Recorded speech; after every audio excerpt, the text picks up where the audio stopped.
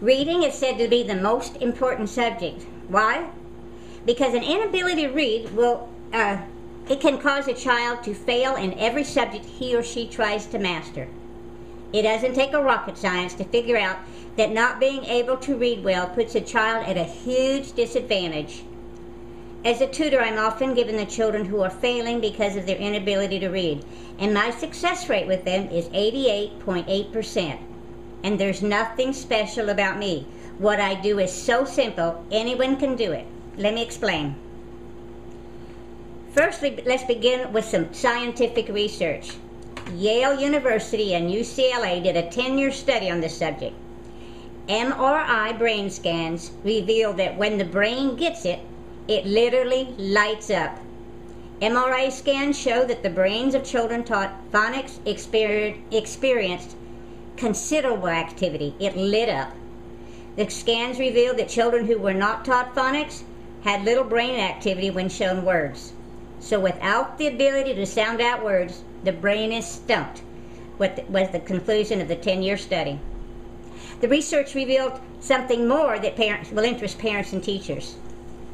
Dyslexics are normally of average to above average intelligence, yet are often frustrated because they can comprehend when a story is read to them, but not when they read it themselves. It was discovered that learning to decode phonic sounds helped the dyslexics' ability to learn from written material.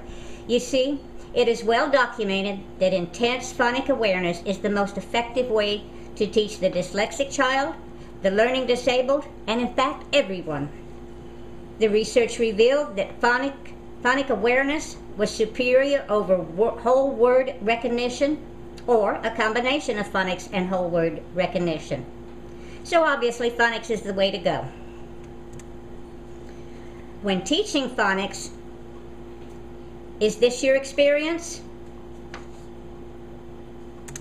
And is this sometimes you? Let me guess. Are you using flashcards? Flashcards do work for some children, but studies show young children learn best while at play and while experiencing real-life situations. Let me repeat that. Children learn best while at play and while experiencing real-life experiences. Even animals know this. Allow me to share a personal experience. My second grandson, Cody, has never attended public school. His mother homeschooled him from day one. She read to him regularly, and it was a fun time for them both. Once he learned his ABCs, she tried using flashcards to teach him phonics, which is a very unnatural way for most children to learn. She complained to me, saying that he hated it, and she was beginning to hate it too. It quickly became a chore for both of them. I reminded her of a game I used to teach children to read. It changed everything. Cody quickly learned his phonic sounds and begged to play more often than his mother desired. He was able to read the early reader books. He even sounded out difficult words like premium at the gas stations as they played games of reading words while traveling. He now loves to read. He's an avid reader. You see, many of the children I tutor are under stress about their inability to read, and it becomes a self-fulfilling prophecy. But if you use their natural tendencies and naturally desire to learn, they forget all about the stress. What makes my method so successful and easy? A game called Ring Around the Phonics, and it's all I use. You see, while you play the game with your child, you are thinking, I want you to learn so that you can succeed in life. I guarantee you the child's not thinking that. They're thinking about winning the game, about winning the gold ring of knowledge. They're about winning the gold ring of knowledge. This one game teaches several things, several different subjects, which saves you money in that you do not have to buy multiple curriculums. 1, it teaches phonics. 2, teaches reading. 14 early reader books come with the game. 3, activity cards teach listening and comprehension skills and allow the children to release energy. and releasing energy is necessary for young children if they're going to be able to learn effectively. Let me give you an example. One of the activity cards says, pretend you're an airplane and fly around the room one time and land back in your seat. If the child listens and follows the directions correctly by flying around only once and landing back in their seat, I praise them and said, great, you listen real good.